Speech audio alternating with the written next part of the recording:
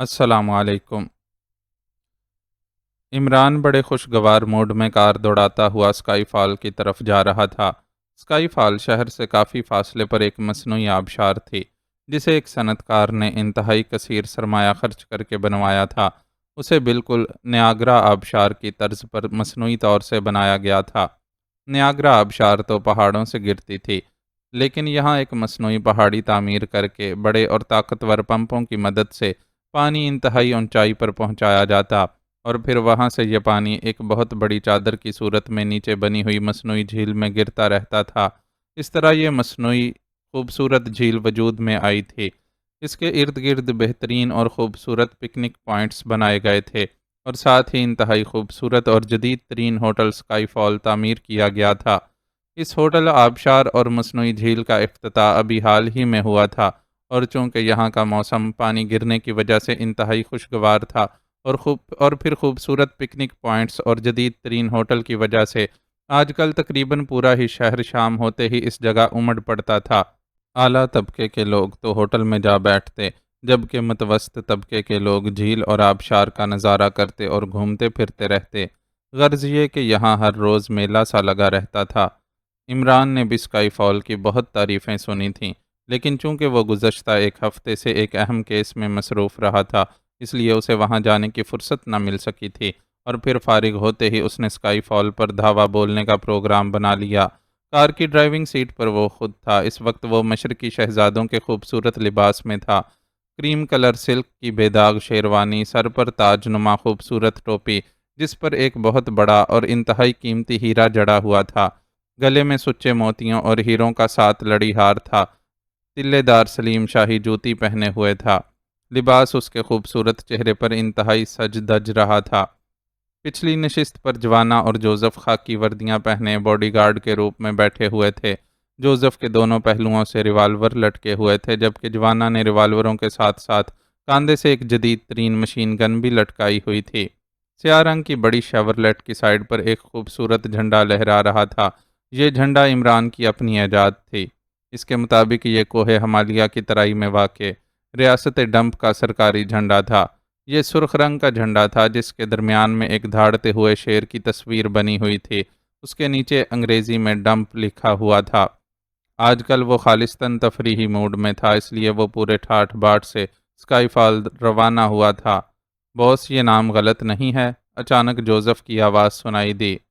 بالکل غلط ہے، اصل نام جوزفین ہے، لیکن مجبوری یہ ہے کہ تم میرے باڈی گارڈ مقرر ہوئے ہو، اس لیے اپنی غیرت کے لیے جوزف کہنا پڑتا ہے، ورنہ تو جوزفین ہی درست ہے۔ عمران نے بڑے سنجیدہ لہجے میں جواب دیتے ہوئے کہا، اور قریب بیٹھا جوانا بے اختیار ہنس پڑا۔ تم کیوں دانت نکال رہے ہو؟ جوزف کو جوانا کے ہنسنے پر غصہ آ گیا۔ وہ اسی پر چڑھ دوڑا۔ جوزف، میرے خیال میں اب تمہیں نشہ ہونے لگا ہے۔ جوانا دانت نکالنے کی عمر کراس کر چکا ہے، اور تم اب اس سے پوچھ رہے ہو کہ کیوں دانت نکال رہے ہو؟ باس، یہ ہنس رہا ہے، جوزف نے جھلائے ہوئے لہجے میں کہا۔ یہ واقعی اس کی غلطی ہے، تمہاری شکل دیکھ کر تو اسے رونا چاہیے، عمران نے جواب دیا۔ باس، آپ اس کی فیور کر رہے ہیں جبکہ یہ نیا آیا ہے، جوزف نے روٹھے ہوئے انداز میں کہا۔ فیور؟ ارے خدا کا خوف کرو جوزف، میری کیا جرت کہ اتنا بڑا فیور اپنے سر لے لوں؟ بخار سے تو ویسے ہی مجھے ڈر لگتا ہے، اور پھر کالا بخار یعنی بلیک فیور، نہ بھائی نہ، ابھی مجھے کچھ دن زندہ رہنے دو۔ عمران نے سٹیئرنگ چھوڑ کر دونوں کان پکڑ لیے، اور کار نے تیزی سے رخ بدلا۔ ارے ارے، جوزف نے کار کو غلط رخ جاتے دیکھ کر چیختے ہوئے کہا، کیونکہ اس طرف سے ایک ہیوی ٹرک آ رہا تھا، اور کار سیدھی اس ٹرک کی طرف بڑھنے لگی تھی، اور عمران نے جلدی سے سٹیئرنگ تھام لیا۔ دوسرے لمحے چند انچوں کے فاصلے سے کار اور ٹرک کا ہولناک تصادم ٹل گیا۔ باس، میں اپنے نام کی بات نہیں کر رہا تھا، اسکائی فال کی بات کر رہا تھا۔ اب بھلا اسکائی یعنی آسمان کیسے فال ہو سکتا ہے، یعنی گر سکتا ہے؟ جوزف نے بات کا رخ بدلتے ہوئے کہا۔ یہ تم نے یعنی کی کیا گردان لگا رکھی ہے؟ کیا تمہارا خیال ہے مجھے انگریزی نہیں آتی؟ ارے انگریزوں نے انگریزی ہمارے خاندان سے ہی سیکھی تھی، عمران نے برا سا منہ بناتے ہوئے کہا۔ سیکھی ہوگی، آپ میری بات کا جواب دیں، جوزف نے جھنجھلا کر کہا۔ کتنے نمبر دو گے؟ عمران نے بڑے سنجیدہ لہجے میں کہا۔ نمبر؟ کیسے نمبر؟ جوزف نے چونکتے ہوئے کہا۔ بھائی میں نے یہی سنا ہے کہ جب امتحان میں سوال کا جواب دیا جاتا ہے تو اس کے نمبر ملتے ہیں، عمران نے کہا۔ اوہ، میں آپ کا امتحان نہیں لے رہا، جوزف نے اس بار ہنستے ہوئے کہا۔ ظاہر ہے اب دینے کی باری آئی تو لینے سے مکر گئے۔ اچھا خیر یہ بتاؤ کہ اگر واقعی اسکائی فال ہو جائے تو تم کہاں جاؤ گے؟ عمران نے مسکراتے ہوئے پوچھا۔ میں کہاں جاؤں گا؟ میں فال پر چڑھتا ہوا اسکائی پر چلا جاؤں گا، جوزف نے چند لمحے سوچنے کے بعد فلسفیانہ انداز میں جواب دیا، اور اس بار باوجود کوشش کے جوانا اپنے حلق سے نکلنے والے زوردار کہے کو نہ روک سکا۔ تم پھر مجھ پر ہنس رہے ہو؟ میرا نام جوزف ہے، جوزف دی گریٹ۔ تم جیسے لوگ تو میرے بوٹ چاٹتے ہیں۔ جوزف سے اور کچھ نہ بن سکا تو ایک بار پھر جوانا پر چڑھ دوڑا۔ یو شٹ اپ، اپنی اوقات میں رہو، میں ماسٹر کی وجہ سے تمہیں برداشت کر لیتا ہوں، ورنہ جوانا سے اونچی بات کرنے والے دوسرا سانس نہیں لے سکتے۔ جوانا کو بھی غصہ آ گیا۔ ارے ارے، تم دونوں اگر آپس میں لڑنے لگے تو میرے دشمنوں سے کون لڑے گا؟ عمران نے غصیلے لہجے میں کہا، اور وہ دونوں یوں خاموش ہو گئے جیسے ایک دوسرے سے واقف ہی نہ ہو۔ کار نے ایک موڑ کاٹا اور پھر وہ اسکائی فال کے بڑے سے گیٹ میں داخل ہوتی چلی گئی۔ اب اسکائی فال کا انتہائی خوبصورت منظر سامنے تھا، اور عمران بھی اس خوبصورت منظر کو دیکھ کر بے حد خوش ہوا۔ واقعی یہ مصنوعی آبشار فن تعمیر کا ایک نادر نمونہ تھا۔ اسکائی فال کے ایریے میں بے پناہ رش تھا۔ رنگ برنگے لباس پہنے خوبصورت جوڑے وہاں گھومتے پھر رہے تھے۔ عمران نے کار ایک طرف روکی اور پھر وہ کار کو لاک کر کے باہر نکل آیا۔ جوزف اور جوانا بھی باہر آ گئے۔ ہم پہلے اس آبشار کا ایک چکر لگانا چاہتے ہیں، عمران نے شاہانہ انداز میں کہا، اور پھر وہ بڑے وقار سے آبشار کی طرف بڑھنے لگا۔ جوزف اور جوانا دونوں اس کے پیچھے بڑے مؤدبانہ انداز میں چل رہے تھے۔ انہیں دیکھتے ہی ہر شخص حیرت سے جھجک جاتا۔ چند ہی لمحوں میں ان کے گرد مجمع سا جمع ہو گیا، لیکن قریب کوئی بھی نہ آ رہا تھا۔ عورتوں کی نظروں میں انتہائی پسندیدگی کے آثار تھے، جبکہ مردوں کا رشک کے مارے برا حال تھا۔ جہاں سے عمران گزرتا مجمع کائی کی طرح چھٹ جاتا۔ ہر طرف اسی کے متعلق چیمگوئیاں ہو رہی تھیں، اور عمران بڑے ٹھاٹھ سے گھومتا پھر رہا تھا۔ اچانک مجمع میں سے ایک بچہ تیزی سے عمران کی طرف بڑھا۔ جناب کیا آپ سچ مچ کے شہزادے ہیں؟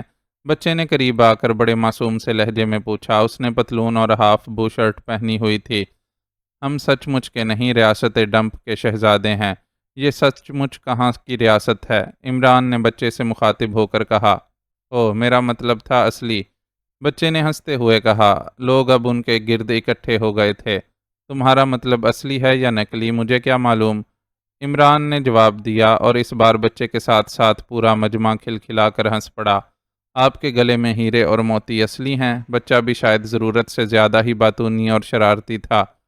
بالکل اصلی ہیں، ابھی بناسپتی ہیرے اور موتی ہماری ریاست میں نہیں بننے لگے، عمران نے جواب دیا، اور مجمع میں سے ایک بار پھر ہنسی کی آواز ابھری۔ کیا آپ مجھے دکھا سکتے ہیں؟ میں نے ہیرے اور موتیوں کے بارے میں صرف کتابوں میں پڑھا ہے، انہیں ہاتھ کبھی نہیں لگایا، بچے نے بڑے عاجزانہ لہجے میں کہا، اور عمران نے مسکراتے ہوئے اپنے گلے سے سارے ہار اتارے اور بچے کی طرف بڑھا دیے۔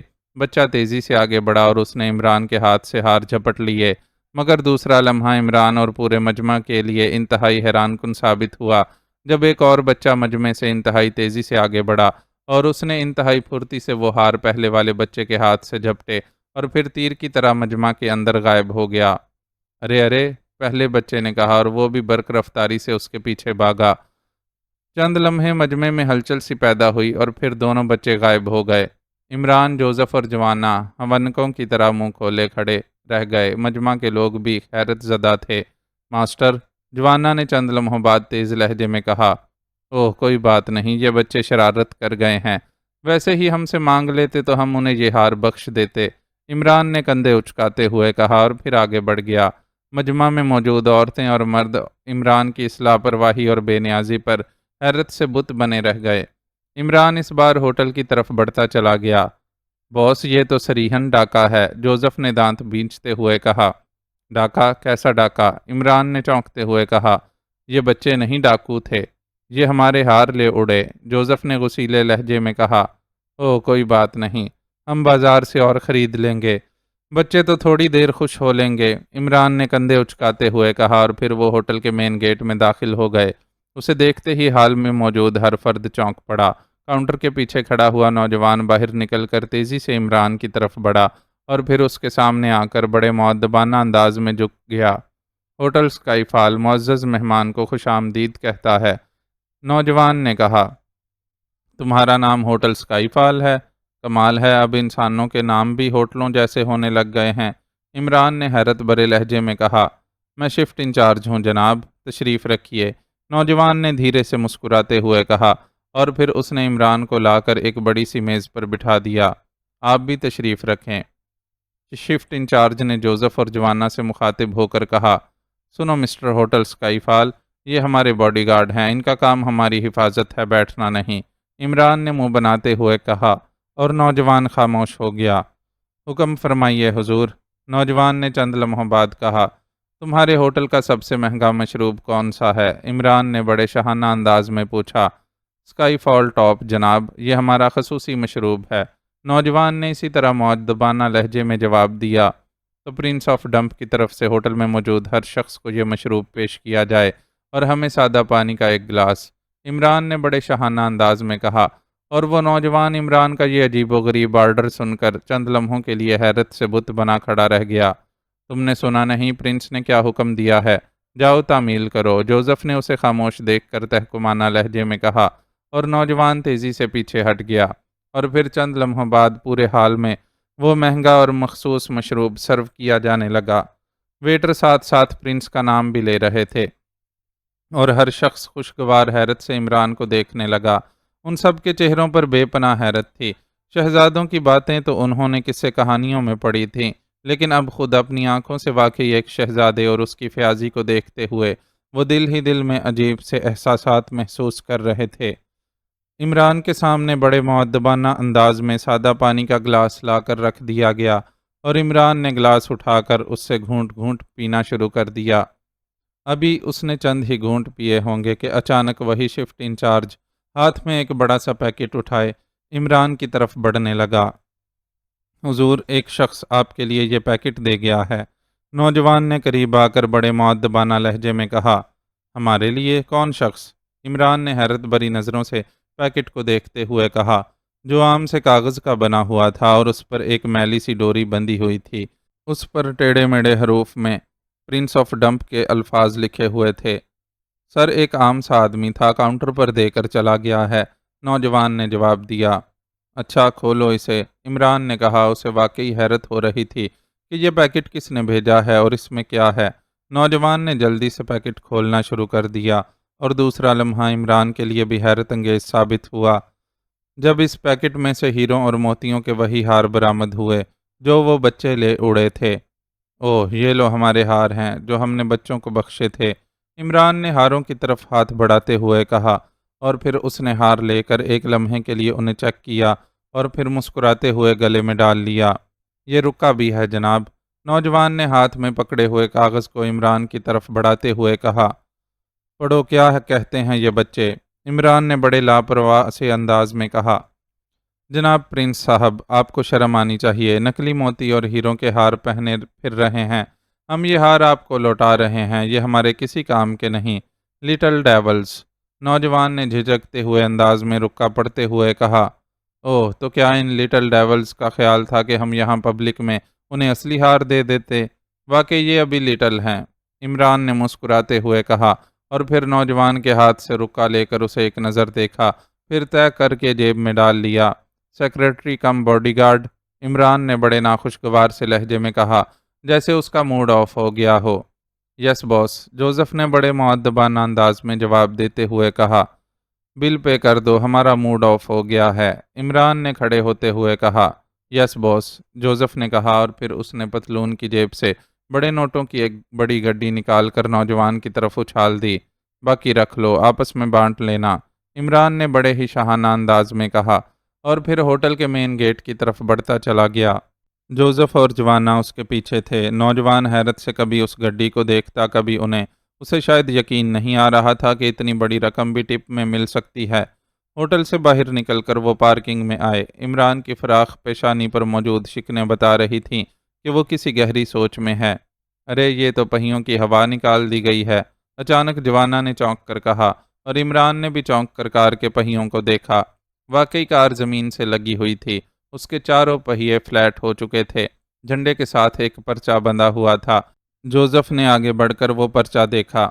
ہم نے یہ چیک کرنے کے لیے پہیوں کی ہوائیں نکال دی ہیں کہ کہیں ہاروں کی طرح یہ کار تو نکلی نہیں ہے۔ لٹل ڈیولز، جوزف نے پرچے پر لکھی ہوئی تحریر پڑھتے ہوئے کہا، اور عمران بے اختیار مسکرا دیا۔ گڈ، یہ تو واقعی لٹل ڈیولز ہیں۔ عمران کا چہرہ جو چند لمحے قبل ستا ہوا تھا اب کھل اٹھا تھا، جیسے وہ اس شرارت سے محظوظ ہو رہا تھا۔ اب کیا ہوگا؟ سٹیپنی تو ایک ہی ہے، جوزف نے غصے سے تل ملاتے ہوئے کہا۔ ٹیکسی بلواؤ، کیوں کیا رقم ختم ہو گئی ہے؟ عمران نے کہا۔ ٹھیک ہے، جوزف نے سر ہلاتے ہوئے کہا اور پھر تیز تیز قدم اٹھاتا ہوٹل کی طرف بڑھتا چلا گیا۔ یہ لٹل ڈیولز کون ہے ماسٹر؟ بچے اس حد تک تو نہیں جا سکتے، جوانا نے پہلی بار زبان کھولتے ہوئے کہا۔ بظاہر تو شرارتی بچے ہی لگتے ہیں، اب یہ بعد میں پتہ چلے گا کہ ڈیولز بھی ہیں یا نہیں، عمران نے کہا، اور پھر چند لمحوں بعد ایک ٹیکسی ان کے قریب آ کر رکی اور وہ تینوں اس میں سوار ہو گئے اور ٹیکسی اسکائی فال سے نکل کر شہر کی طرف دوڑنے لگی۔ یہ ایک خاصا بڑا کمرہ تھا جس کے درمیان میں ایک بڑی سی میز کے گرد 5 کرسیاں پڑی ہوئی تھیں، جن میں سے 4 پر مختلف رنگوں کا لباس پہنے بچے بیٹھے ہوئے تھے، جبکہ ایک کرسی خالی پڑی ہوئی تھی۔ ان چاروں بچوں کے چہروں پر بے پناہ سنجیدگی تھی، وہ چاروں خاموش بیٹھے تھے، ان کے انداز سے یوں لگتا تھا جیسے وہ کسی کا انتظار کر رہے ہوں۔ چند لمحوں بعد کمرے کی سائیڈ کا دروازہ کھلا اور ایک بچہ اس دروازے سے برآمد ہوا اور پھر تیز تیز قدم اٹھاتا 5ویں کرسی پر آ کر بیٹھ گیا۔ اس کے داخل ہوتے ہی پہلے چاروں بچے چوکنے ہو کر بیٹھ گئے۔ کیا رپورٹ ہے؟ 5ویں نے کرسی پر بیٹھتے ہوئے لہجے کو باوقار بناتے ہوئے کہا، لیکن آواز ظاہر ہے بچگانہ ہی تھی۔ باس، میں نے فائل کا سراغ لگا لیا ہے، وہ وزارت دفاع کے سینٹرل ریکارڈ روم میں ہے، قریب بیٹھے ہوئے بچے نے سنجیدہ لہجے میں جواب دیتے ہوئے کہا۔ اس کے چہرے سے اب پختگی سی ظاہر ہونے لگی تھی۔ اس ریکارڈ روم کے بارے میں مزید تفصیلات؟ باس نے پوچھا۔ باس، یہ ریکارڈ روم شہر کے وسط میں ایک محل نما عمارت کے اندر زیر زمین واقع ہے۔ اس کے گرد مسلح فوج کا پہرا رہتا ہے۔ اس کا خفیہ راستہ سیکرٹری وزارت دفاع کے دفتر سے ہے اور بغیر ان کی اجازت اور موجودگی کے راستے کو کھولا نہیں جا سکتا، اسی بچے نے جواب دیا۔ اوہ، پھر فائل کیسے حاصل کی جا سکتی ہے؟ باس نے قدرے پریشان لہجے میں کہا۔ جیسے آپ حکم کریں باس، پہلے نے مؤدبانہ لہجے میں جواب دیتے ہوئے کہا۔ باس چند لمحے خاموش بیٹھا رہا، پھر اس نے کہا، سنو، معلوم کرو کہ سیکرٹری وزارت دفاع کے بچے ہیں یا نہیں، اگر ہیں تو اسے ان میں سے کون سب سے پیارا ہے، اس بچے کو اغوا کر لیا جائے اور سیکرٹری کو مجبور کیا جائے کہ وہ اپنے بچے کی جان بچانے کے لیے ہمیں خفیہ طور پر اس فائل کی نقل مہیا کر دے، باس نے پروگرام بتاتے ہوئے کہا۔ یہ منصوبہ بے حد کامیاب رہے گا باس، باقی چاروں نے سر ہلاتے ہوئے کہا، جیسے انہیں یہ منصوبہ بے حد پسند آیا ہو۔ تو اس سلسلے میں کام فوراً شروع ہو جانا چاہیے، میں اس مشن میں زیادہ دیر برداشت نہیں کر سکتا، باس نے کہا۔ بہتر باس، آپ کے حکم کی تعمیل ہوگی، ان چاروں نے سر ہلاتے ہوئے کہا۔ اور کوئی رپورٹ؟ باس نے چند لمحوں کی خاموشی کے بعد پوچھا۔ باس، کل رات جوگی اور میں اسکائی فال گئے تھے، وہاں ایک مقامی ریاست کا شہزادہ گھوم پھر رہا تھا، اس کے ساتھ 2 قوی ہیکل مسلح باڈی گارڈ تھے، اس کے گلے میں موتیوں اور ہیروں کے ہار تھے۔ جوگی نے ان ہاروں کو اڑانے کا پلان بنایا اور پھر اس نے دیکھنے کے بہانے پرنس کے گلے سے اتروا لیے، پرنس نے شاید بچہ سمجھتے ہوئے ہار دے دیے، اسی وقت میں جھپٹا اور جوگی کے ہاتھ سے ہار لے کر مجمع کی ٹانگوں سے ہوتا ہوا نکل گیا، جوگی بھی میرے پیچھے آ گیا، ایک بچے نے کہا۔ اوہ ویری گڈ، پھر تو خاصی دولت ہاتھ آئے گی، کہاں ہے وہ ہار؟ باس نے خوشی سے اچھلتے ہوئے کہا۔ وہ تو ہم نے واپس کر دیے باس، اس بچے نے مسکراتے ہوئے جواب دیا۔ واپس کر دیے؟ کیوں، تمہارا دماغ خراب ہو گیا تھا؟ باس نے غصے سے چیختے ہوئے کہا۔ باس، ہم نے اسکائی فال سے دور آ کر جب انہیں چیک کیا تو وہ سب نکلی تھے، ہمیں بڑا غصہ آیا کہ خواہ ہم نے اتنی محنت کی، چنانچہ ہم واپس آ گئے تو پتہ چلا کہ وہ پرنس اپنے باڈی گارڈ سمیت اسکائی فال میں موجود ہے۔ ہم نے ان ہاروں کا پیکٹ بنا کر ایک آدمی کے ہاتھ اسے پہنچا دیا اور پھر انتقام لینے کے لیے پارکنگ میں کھڑی اس کی کار کے چاروں پہیے فلیٹ کر دیے، اس بچے نے یوں مسکراتے ہوئے کہا جیسے اسے اس شرارت کا ذکر کرتے ہوئے لطف آ رہا ہو۔ اوہ، یہ تو اچھا کیا، لیکن وہ کیسا پرنس تھا کہ نکلی ہار پہنے پھر رہا تھا؟ کس ریاست کا پرنس تھا؟ باس نے بھی ہنستے ہوئے کہا۔ باس، عجیب سا نام تھا اس کی ریاست کا، اس کی کار پر جھنڈا لہرا رہا تھا उस पर नाम लिखा हुआ था। क्या नाम था जोगी? उस बच्चे ने सामने बैठे हुए एक और बच्चे से मुखातिब होकर कहा। डंप। हाँ, डंप लिखा हुआ था, जोगी ने जवाब दिया। क्या कह रहे हो, डंप? ओह, तुम तो इमरान से टकरा गए। प्रिंस ऑफ डंप तो वही हुआ। ओह, ये तो बहुत बुरा हुआ। तुमने लिटिल डेवल्स का नाम तो उसके सामने इस्तेमाल ना किया था। बॉस का चेहरा बुरी तरह बिगड़ता चला गया और सब उसे हैरत से देखने लगे, जैसे वो इस बात पर हैरान हो कि बॉस को अचानक क्या हो गया है। हमने उसे रुक्का लिखा था, उसमें लिटिल डेवल्स लिखा था, मगर आप परेशान क्यों हो गए हैं? जोगी ने हैरत भरे लहजे में कहा। ओहो! ये बहुत बुरा हुआ, बहुत ही बुरा हुआ। अब वो फ़ार्मूला मिलना महाल है, अब वो इज़राइल की तरह हमारे पीछे लग जाएगा। बॉस ने दोनों हाथों से सर पकड़ते हुए इंतहाई परेशान लहजे में कहा। क्या मतलब? कौन है ये प्रिंस? सब ने बैक ज़ुबान होकर पूछा। ओह! तुम उसे नहीं जानते, जबकि मैं उसे अच्छी तरह जानता हूँ। मैंने तुम्हें जानबूझकर उसके बारे में नहीं बताया था, क्योंकि मैं तुम्हें खौफ़ज़दा ना करना चाहता था। अब मुझे क्या मालूम था कि तुम उससे टकरा जाओगे? बॉस ने होंठ भींचते हुए कहा। बॉस, अगर हमसे गलती हो गई है तो हम माफ़ी चाहते हैं, लेकिन बराह बराह करम आप हमें तफ़सील बताएं, आखिर ये प्रिंस है क्या भला? इस बार एक और बच्चे ने बड़े मुअद्दबाना लहजे में कहा। तो सुनो दोस्तों, तुम्हें मालूम है कि लिटिल डेविल्स का ये ग्रुप मैंने आज से 6 साल पहले बनाया था। इससे पहले मैं एक और आदमी के साथ काम करता था। ये दुनिया का मारूफ मुजरिम एलन नॉट था, जो लॉन्ग नॉट के नाम से मशहूर था। इंतहाई ज़हीन और ख़तरनाक मुजरिम लॉन्ग नॉट और मैं मिलकर काम करते थे। एक बार हम प्रिंस ऑफ डंप से टकरा गए। उसका नाम अली इमरान है। बज़ाहिर अहमक, सीधा सादा और मस्खरा सा नौजवान लगता है, लेकिन दर हकीकत इंतहाई ख़तरनाक, अय्यार और हद से ज़्यादा ज़हीन आदमी है। उसने ना सिर्फ हमारे मिशन को तहस नहस कर दिया, बल्कि लॉन्ग नॉट भी उसके हाथों मारा गया। उसी ने मुझे लिटिल डेविल का नाम दिया था, क्योंकि मैंने उसे बेहद परेशान किया था। लेकिन बहरहाल जीत उसी की हुई। लॉन्ग नॉट के मरने के बाद मुझे फ़रार होना पड़ा और इसके बाद मैंने आप लोगों को तलाश करके ये ग्रुप बनाया और लिटिल डेविल्स इसका नाम रखा। मुझे मालूम था कि ये शख्स पाक एशिया में है, इसलिए मैंने आज तक यहाँ का रुख नहीं किया। अलबत्ता मैं इसके कारनामे सुनता रहा हूँ। बिला मुबालगा बड़े बड़े सैकड़ों नामी ग्रामी मुजरिम उसके हाथों गर्दनें तुड़वा चुके हैं। बेशुमार इंतहाई ताकतवर तंजीमों का उसने खात्मा कर दिया है। इंतहाई ख़तरनाक आदमी है। उसने एक फ़र्ज़ी रियासत डंप मशहूर की हुई है और ये अपने आप को प्रिंस ऑफ डंप भी कहलाता है। क्योंकि इस बार इस मिशन के लिए बहुत बड़ी ऑफ़र थी, इसलिए मैंने हामी भर ली थी। मेरा ख्याल था कि हम उससे टकराए बगैर मिशन मुकम्मल कर लेंगे, लेकिन मुकद्दरात अटल होते हैं। बॉस ने जवाब में पूरी तकरीर कर डाली और कुर्सियों पर बैठे हुए बच्चों के चेहरों पर हैरत अब मुजस्सम होकर रह गई थी। ओह! तो इतना ख़तरनाक शख्स है ये। मुझे पता होता तो मैं उसे वहीं मजमे में ही गोली मार कर ढेर कर देता, जोगी ने कहा। देखो, हम शक्ल व सूरत से बच्चे मालूम होते हैं और इसी शक्ल व सूरत का हमने हमेशा फ़ायदा उठाया है। हालांकि हम उम्र और ज़हन के लिहाज से पूरे मर्द हैं। आम बोने वो होते हैं जिनके सिर्फ कद छोटे होते हैं, बाकी उनका चेहरा मेहराब बिल्कुल मर्दों की तरह होता है। लेकिन हमारे साथ ये सूरत हाल नहीं है। हमारी उम्रें बड़ी होने के बावजूद हमारी शक्लें बच्चों जैसी हैं। उसने तुम दोनों को भी बच्चे समझकर नज़रअंदाज कर दिया होगा, वरना तुम इतनी आसानी से हार लेकर ना निकल सकते। वो कब्र तक भी तुम्हारा पीछा ना छोड़ता, लेकिन तुमने रुके में लिटिल डेविल्स का नाम दे दिया और ये अल्फाज उसके जहन में ज़रूर हलचल मचाएंगे और हो सकता है वो बात की तह तक पहुंच जाए, उसे मैं याद आ जाऊं। एक बार वो हमारी तरफ से मशकूक हो गया तो फिर वो मौत की तरह हमारे पीछे लग जाएगा। बॉस ने जवाब देते हुए कहा। ओ बॉस, आप तो उससे बेहद खौफजदा लग रहे हैं। ये हम पहली बार देख रहे हैं। एक बच्चे ने बुरा सा मुंह बनाते हुए कहा। टॉमी, मैं खौफजदा नहीं हूँ, हकीकत का इजहार कर रहा हूँ।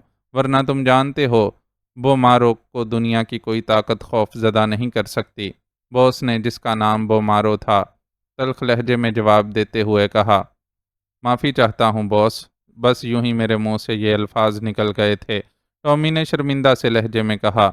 बॉस, अब आपका क्या प्रोग्राम है? सूरत हाल तो आपके सामने आ ही गई है, एक और बच्चे ने कहा। बोमी, तुम बताओ, ऐसी सूरत हाल में क्या होना चाहिए? बोमारो ने उल्टा उसी से सवाल कर दिया। मैं बताता हूँ बॉस, उस बच्चे ने, जिसने पहली बार बोमारो को प्रिंस ऑफ डंप के मुतल्लिक बताया था। हाँ, तुम बताओ डिंशी, तुम ज़हीन हो सकता है कोई बेहतर प्लानिंग तुमने सोची हो। بومارو نے اس سے مخاطب ہو کر کہا، بوس دو ہی صورتیں ہیں، یا تو ہم یہ مشن چھوڑ کر واپس چلے جائیں یا پھر مشن کی تکمیل سے پہلے اس پرنس آف ڈمپ کو قتل کر دیں تاکہ بعد میں ہم اطمینان سے کام کر سکیں۔ ڈنشی نے چند لمحے سوچنے کے بعد کہا، تمہاری پہلی رائے تو غلط ہے، لٹل ڈیولز قدم آگے بڑھانے کے بعد پیچھے نہیں ہٹ سکتے، رہ گئی دوسری رائے تو اس بارے میں غور کیا جا سکتا ہے۔ بومارو نے تیز لہجے میں کہا، باس میرے ذہن میں ایک ترکیب آئی ہے، جوگی نے کہا۔ وہ کیا؟ بتاؤ، باس نے چونک کر پوچھا۔ ڈنشی اور میں اس پرنس کو قتل کرنے کا کام سنبھال لیں، جبکہ آپ بومی اور ٹامی اس فارمولے کو اڑانے کے سلسلے میں کام کرتے رہیں۔ جوگی، اس کا مطلب ہے کہ لٹل ڈیولز دو گروپوں میں تقسیم ہو جائیں، باس نے چونکتے ہوئے کہا۔ یس باس، قطعی علیحدہ، اس طرح اگر ہم اپنے مشن میں ناکام بھی رہے تو آپ پر اس کا اثر نہیں پڑے گا، اور اگر ہم کامیاب رہے تو آپ سے آ ملیں گے، جوگی نے سر ہلاتے ہوئے کہا۔ تمہاری تجویز مجھے پسند آئی ہے، لیکن تم دونوں اس آدمی سے ابھی پوری طرح واقف نہیں ہو، اس لیے ڈنشی کی بجائے میں تمہارا ساتھ دوں گا اور ساتھ ہی دوسرے گروپ کو بھی کنٹرول کروں گا، یہ زیادہ بہتر رہے گا، باس نے کہا۔ نہیں باس، عمران آپ سے واقف ہے، آپ کے سامنے آنے سے وہ چونک پڑے گا، ہوشیار ہو جائے گا، جبکہ وہ ہمارے متعلق کچھ نہیں جانتا، ہم اسے چکر دے لیں گے، جوگی نے کہا۔ اوہ، یہ بھی ٹھیک ہے، چلو ایسے ہی صحیح، لیکن تمہارے ذہن میں عمران کو ختم کرنے کا کوئی پلان ہے؟ باس نے کہا۔ آپ کو معلوم ہے کہ میں سیدھا سادہ ایکشن لینے کا قائل ہوں۔ ہم سب سے پہلے اس کی رہائش گاہ کا پتہ چلائیں گے اور اس کی رہائش گاہ میں جا کر سائنائڈ میں ڈوبی ہوئی سوئی اس کے جسم میں اتار دیں گے، دوسرے ہی لمحے وہ مردہ ہوگا، جوگی نے سر ہلاتے ہوئے کہا۔ اوکے، اس کی رہائش گاہ ڈھونڈنے کی ضرورت نہیں ہے، اس کا مجھے علم ہے، میں نے یہاں آنے سے پہلے اس کے متعلق معلومات حاصل کر لی تھیں، وہ کنگ روڈ کے فلیٹ نمبر 200 میں ایک باورچی کے ہمراہ رہتا ہے، باس نے جواب دیا۔ پھر ٹھیک ہے، بس آپ سمجھ لیں کہ آپ کا خطرناک ترین آدمی کل کا سورج غروب ہوتا نہ دیکھ سکے گا، جوگی نے بااعتماد لہجے میں کہا، اور بومارو نے سر ہلا دیا۔ سیکریٹری وزارت دفاع سر راشد اپنے دفتر میں بیٹھے کام میں مصروف تھے کہ اچانک پاس پڑے ہوئے ٹیلی فون سیٹ سے مترنم سی گھنٹی کی آواز سنائی دی، اور سر راشد نے چونک کر سر اٹھایا اور پھر ہاتھ بڑھا کر ریسیور اٹھا لیا۔ یس، سر راشد نے سخت لہجے میں کہا۔ سر، آپ کے لیے کال ہے، کوئی مسٹر بومارو بول رہے ہیں، کہتے ہیں انتہائی ایمرجنسی پیغام ہے۔ دوسری طرف سے پی اے کی مؤدبانہ آواز سنائی دی۔ مسٹر بومارو، یہ کون ہیں؟ میں نے تو ان کا نام پہلے کبھی نہیں سنا، بہرحال ٹھیک ہے، بات کراؤ، سر راشد نے حیرت بھرے لہجے میں کہا۔ چند لمحوں بعد ایک بھاری سی آواز ریسیور پر سنائی دی۔ ہیلو سر راشد، میں بومارو بول رہا ہوں۔ بولنے والے کے لہجے میں بلا کا اعتماد تھا۔ آپ کون صاحب ہیں؟ میں تو آپ کو نہیں جانتا، سر راشد نے اسپاٹ لہجے میں جواب دیتے ہوئے کہا۔ اگر پہلے نہیں جانتے تھے تو اب تو جان گئے ہیں، میرے پاس آپ کے لیے ضروری پیغام ہے، آپ کا چھوٹا بچہ عاقل میرے پاس موجود ہے، بومارو نے ہنستے ہوئے کہا، اس کا انداز ایسا تھا جیسے وہ سر راشد کا تمسخر اڑا رہا ہو۔ میرا چھوٹا بچہ عاقل اور تمہارے پاس؟ کیا تم پاگل ہو؟ وہ تو اسکول گیا ہوا ہے، سر راشد نے بری طرح چونکتے ہوئے کہا۔ جی ہاں، آپ نے تو اسے اسکول ہی بھیجا تھا، لیکن اسے وہاں سے لے آیا ہوں، اب وہ میرے پاس ہے اور فی الحال زندہ ہے، لیکن اس کے بعد میں اس کی زندگی کی گارنٹی نہیں دے سکتا، بومارو نے ہنستے ہوئے کہا۔ کیا مطلب؟ کون ہو تم اور کیا بکواس کر رہے ہو؟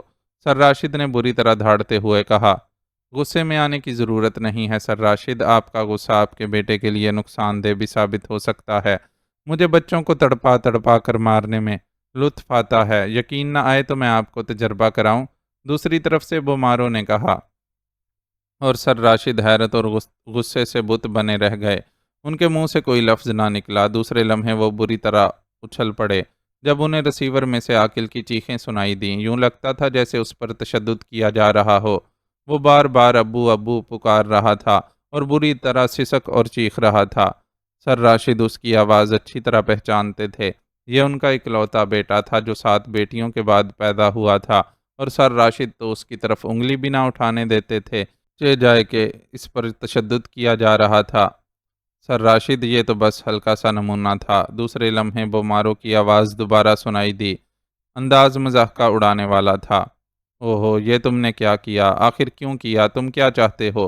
خدا کے لیے مجھے بتاؤ، عاقل پر تشدد نہ کرو، میں نے اسے کبھی بھول کر بھی نہیں مارا۔ سر راشد کا انداز اب رو پڑنے جیسا تھا۔ اس وقت وہ اپنی پوزیشن اور حیثیت بھی بھول چکے تھے، اب وہ صرف عاقل کے باپ تھے اور بس۔ میں جانتا ہوں سر راشد، وہ 7 بیٹیوں کے بعد پیدا ہوا ہے اور آپ کا اکلوتا بیٹا ہے، اور یقین کیجیے اگر آپ میری بات مان لیں تو میں اسے انگلی بھی نہ لگاؤں گا، ورنہ اس کے جسم کا ایک ایک عضو کند چھری سے کاٹ دوں گا۔ بومارو نے اسپاٹ لہجے میں جواب دیا۔ تم کیا چاہتے ہو، جلدی بتاؤ، سر راشد نے بے چین لہجے میں پوچھا۔ انہیں یقین تھا کہ یہ بومارو اب ان سے کوئی بڑی رقم طلب کرے گا۔ مجھے آپ کے ریکارڈ روم سے ایک فائل کی نقل چاہیے، TM3 کی نقل، بومارو نے جواب دیتے ہوئے کہا۔ اوہ، کیا کہہ رہے ہو، TM3 کی نقل؟ یہ ناممکن ہے، بالکل اور قطعی ناممکن، سر راشد نے چونکتے ہوئے کہا۔ میں صرف آپ کو 1 روز کی مہلت دیتا ہوں، آپ اچھی طرح سوچ لیں، فائل تو بہرحال میں حاصل کر ہی لوں گا، لیکن آپ کا بچہ دوبارہ زندہ نہ ہو سکے گا۔ اور سنو، پولیس، سیکرٹ سروس یا کسی بھی شخص کو آپ نے کوئی بات بتائی تو پھر آپ کو عاقل کے جسم کے ٹکڑے ہی ملیں گے، پھر ہمارا تمہارا سودا نہیں ہو سکے گا۔ بائے بائے، میں کل اسی وقت فون کروں گا، بومارو نے کہا، اور اس کے ساتھ ہی رابطہ ختم ہو گیا اور سر راشد کے ہاتھ سے ریسیور گر گیا۔ انہیں یوں محسوس ہوا تھا جیسے ان کا پورا جسم زلزلے کی زد میں آ گیا ہو۔ وہ بری طرح کانپ رہے تھے۔ TM3 ملک کا جدید ترین دفاعی نظام تھا، ایسا نظام جس پر پورے ملک کے دفاع کا انحصار تھا۔ اس کی نقل دینے کا مطلب تھا کہ ملک کے 12 کروڑ افراد کی زندگیاں دشمنوں کے ہاتھوں میں دے دی جائیں۔ لیکن ادھر ان کا اکلوتا بچہ تھا، عاقل، اس کی زندگی انہیں اپنی جان سے بھی پیاری تھی۔ وہ عجیب سی الجھن میں پھنس گئے تھے۔ اچانک انہیں ایک خیال آیا تو وہ چونک کر سیدھے ہو گئے۔ انہوں نے میز پر گرا ہوا ریسیور اٹھایا اور پھر کریڈل دبا کر ٹیلی فون سیٹ پر نصب سفید رنگ کا بٹن دبا دیا۔ یس سر، دوسری طرف سے PA کی آواز سنائی دی۔ سینٹرل آفیسرز سنز اسکول کے پرنسپل سے بات کراؤ، سر راشد نے کہا۔ بہتر جناب، دوسری طرف سے PA نے جواب دیا، اور سر راشد خاموش بیٹھے ہونٹ کاٹتے رہے۔ ان کے ذہن میں ایک ہلکی سی امید تھی کہ شاید یہ سب کچھ ڈرامہ ہو، عاقل اسکول میں موجود ہو۔ پرنسپل صاحب سے بات کیجیے سر، وہ لائن پر ہیں۔ چند لمحوں بعد PA کی آواز سنائی دی۔ ہیلو مسٹر پرنسپل، میں راشد بول رہا ہوں، سر راشد نے کہا۔ یس سر، فرمائیے، کیا حکم ہے؟ دوسری طرف سے پرنسپل کی آواز سنائی دی۔ میرا بیٹا عاقل اسکول میں موجود ہے، میں اس سے ملنا چاہتا ہوں، فوراً، سر راشد نے امید بھرے لہجے میں جواب دیا۔ عاقل؟ مگر وہ تو 3-4 گھنٹے پہلے جا چکا ہے۔ ایک بچہ آیا تھا، اس نے آپ کا رکا مجھے دیا تھا کہ آپ عاقل کو بلا رہے ہیں، فوراً۔ بچے نے بتایا تھا کہ وہ آپ کے کسی عزیز مہمان کا لڑکا ہے۔ میں نے عاقل کو بلوا کر اس بچے کے ساتھ بھیج دیا تھا، پرنسپل نے حیرت بھرے لہجے میں کہا۔ بچہ؟ کیسا بچہ؟ سر راشد حیرت زدہ رہ گئے۔ 8-10 سال کی عمر کا بچہ تھا، پرنسپل نے جواب دیا۔ اوہ اچھا، تھینک یو، سر راشد نے ڈوبتے ہوئے لہجے میں کہا، اور ریسیور رکھ کر ایک بار پھر دونوں ہاتھوں سے سر پکڑ لیا، اور وہ سمجھ گئے تھے کہ مجرموں نے عاقل کو بلانے کے لیے کسی بچے کو استعمال کیا ہوگا۔ وہ خود سامنے نہ آنا چاہتے ہوں گے، لیکن اب کیا کیا جائے؟ اور پھر اچانک ان کے ذہن میں X2 کا نام آ گیا۔ وہ چند لمحے سوچتے رہے کہ کہیں مجرم مشکوک ہو گئے تو وہ عاقل کو نہ مار ڈالیں۔ ایک لمحے کے لیے ان کے ذہن میں یہ خیال بھی آیا کہ وہ اپنے بچے کے عوض فائل کا سودا کر لیں، لیکن دوسرے لمحے انہوں نے یہ خیال دل سے نکال دیا۔ وہ اپنے ایک بچے کی خاطر ملک کے لاکھوں بچوں اور کروڑوں افراد کی زندگیوں سے نہ کھیل سکتے تھے۔ ایک اور خیال بھی ان کے ذہن میں آیا کہ وہ خودکشی کر لیں، اس طرح کم از کم ان کے بچے کی جان بچ جائے گی۔ لیکن پھر انہوں نے یہ سوچا کہ جو مجرم اس حد تک اقدام کر سکتے ہیں وہ ان کی خودکشی سے تو نہ چلے جائیں گے۔ چنانچہ آخر کار انہوں نے فیصلہ کر لیا کہ چاہے کچھ بھی کیوں نہ ہو، وہ فائل مجرموں کے حوالے نہیں کر سکتے، اور خاموش بھی بیٹھے نہیں رہ سکتے۔ چنانچہ انہوں نے ریسیور اٹھایا اور PA کو کال کرنے کے لیے سفید بٹن دبا دیا۔ یس سر، دوسری طرف سے PA کی آواز سنائی دی۔ سر سلطان سے بات کراؤ، سر راشد نے ٹھوس لہجے میں کہا۔ اب وہ پوری طرح اپنے آپ کو سنبھال چکے تھے۔ بہتر سر، ہولڈ آن کیجیے، دوسری طرف سے کہا گیا۔ اسی لمحے انہیں خیال آیا کہ کہیں مجرموں نے ان کا فون ٹیپ نہ کر رکھا ہو، لیکن اب وہ PA کو کہہ چکے تھے، اس لیے منع بھی نہ کر سکتے تھے۔ یس سلطان اسپیکنگ، اسی لمحے سر سلطان کی آواز ریسیور پر سنائی دی۔ راشد بول رہا ہوں سلطان، ایمرجنسی میٹنگ کا کیا ہوا؟ میں اس میٹنگ کے انتظار میں ہوں، سر راشد نے جان بوجھ کر دوسرا موضوع چھیڑتے ہوئے کہا۔ اوہ، وہ تو صبح ہی کینسل ہو چکی ہے، میں نے ڈیو بھجوایا تھا، آپ کو ملا نہیں؟ سر سلطان نے حیرت بھرے لہجے میں کہا۔ نہیں، مجھے نہیں ملا، چلو خیر ٹھیک ہے، سر راشد نے جواب دیا اور رسیور رکھ دیا۔ اس کے بعد انہوں نے کال بیل دبائی تو دوسرے لمحے چپڑاسی مؤدبانہ انداز میں اندر داخل ہوا۔ یہ کارڈ لے جاؤ اور وزارت خارجہ سیکشن میں سر سلطان تک پہنچا دو، سر راشد نے کہا اور دراز سے ایک کارڈ نکال کر اس پر 2 سطریں لکھیں۔ میں آپ سے فوری ملنا چاہتا ہوں، میرے پاس آ جائیے، اور کارڈ چپڑاسی کو دے دیا۔ چپڑاسی سلام کر کے باہر چلا گیا۔ تقریباً 15 منٹ بعد دروازہ کھلا اور سر سلطان اندر داخل ہوئے۔ ان کے ہاتھ میں وہی کارڈ تھا اور ان کے چہرے پر شدید حیرت تھی۔ کیا بات ہے راشد، خیریت ہے؟ سر سلطان نے پریشان لہجے میں کہا۔ آئیے آئیے بیٹھیے، سر راشد نے سنجیدہ لہجے میں کہا۔ وہ ان کے استقبال کے لیے اٹھ کھڑے ہوئے تھے۔ بات کیا ہے؟ سر سلطان نے ایک کرسی پر بیٹھتے ہوئے کہا۔ اس طرح کارڈ بھیج کر بلوانے سے انہیں شدید پریشانی تھی کیونکہ یہ بات پروٹوکول کے خلاف تھی۔ بتاتا ہوں، سر راشد نے کہا اور پھر چپڑاسی کو بلانے کے لیے گھنٹی بجائی۔ یس سر، چپڑاسی نے فوراً ہی اندر داخل ہوتے ہوئے کہا۔ کسی کو بھی اندر نہ آنے دینا اور کوئی مداخلت نہ ہو، سر راشد نے سخت لہجے میں چپڑاسی سے مخاطب ہو کر کہا۔ بہتر سر، چپڑاسی نے ادب سے سر جھکاتے ہوئے کہا اور کمرے سے باہر نکلتا چلا گیا۔ سر راشد نے رسیور اٹھا کر پی اے کو بھی یہی ہدایت کی کہ کوئی مداخلت نہ ہو اور پھر رسیور رکھ دیا۔ کوئی خاص بات ہو گئی ہے سر راشد جو آپ اتنے پریشان ہیں؟ سر سلطان نے انتہائی سنجیدہ لہجے میں کہا۔ تم خاص کہہ رہے ہو، میری جان پر بنی ہوئی ہے، ایک ایک لمحہ قیامت کا گزر رہا ہے، سر راشد نے جواب دیا اور پھر تفصیل سے فون پر مجرم سے ہونے والی تفصیلات بتائیں۔ اوہ، یہ تو انتہائی سیریس معاملہ ہے، تم نے اچھا کیا مجھے یہیں بلوا لیا، ورنہ ہو سکتا ہے مجرموں نے فون ٹیپ کر رکھا ہو، سر سلطان نے بھی پریشان لہجے میں کہا۔ میں نے بھی یہی سوچا تھا، اس لیے ایمرجنسی میٹنگ کی بات کر دی، حالانکہ ڈی او مجھے مل چکا تھا، اب کیا ہوگا میرا بچہ، سر راشد نے کہا۔